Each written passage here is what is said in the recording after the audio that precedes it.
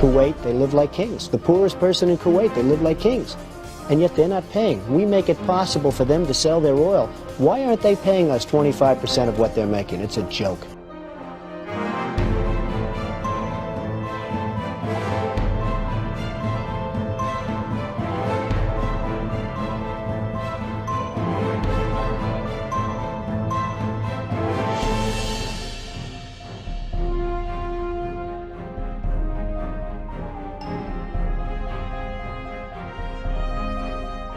Why didn't we say, we want 50% of your oil forever, or we're not letting you go back in?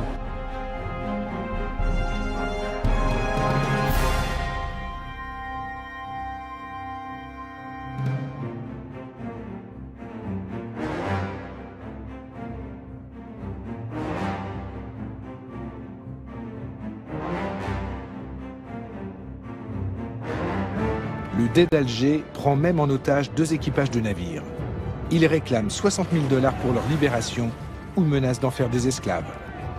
Rapporté au budget actuel des États-Unis, cette somme représenterait aujourd'hui plus de 60 milliards de dollars.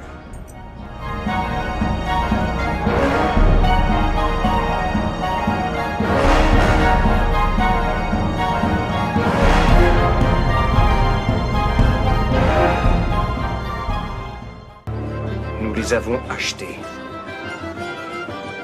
L'Amérique a conclu avec Alger un traité de paix. Un tribut de plusieurs millions de dollars qu'on leur verse, chaque année. Une somme de l'ordre de 20% des recettes de l'État. Il y a longtemps qu'on aurait dû investir cet argent dans des forces de frappe militaires puissantes. C'est bien vrai, ça. 20%, rendez-vous compte. On aurait pu régner sur les océans. De nos jours, il paraîtrait invraisemblable que les États-Unis se laissent dicter ainsi leur conduite. Mais même pour la jeune République, l'humiliation est cuisante.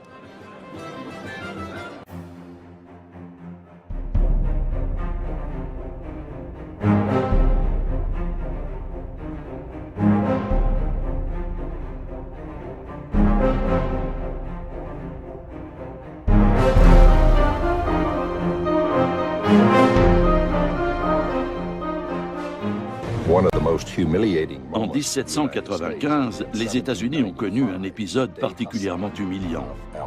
Le Dey Hassan, le régent d'Alger, a exigé que les Américains lui construisent un navire au lieu de lui verser un tribut en espèces sonnantes et trébuchantes. Il devait livrer à Alger une frégate d'une quarantaine de canons doublés de cuivre.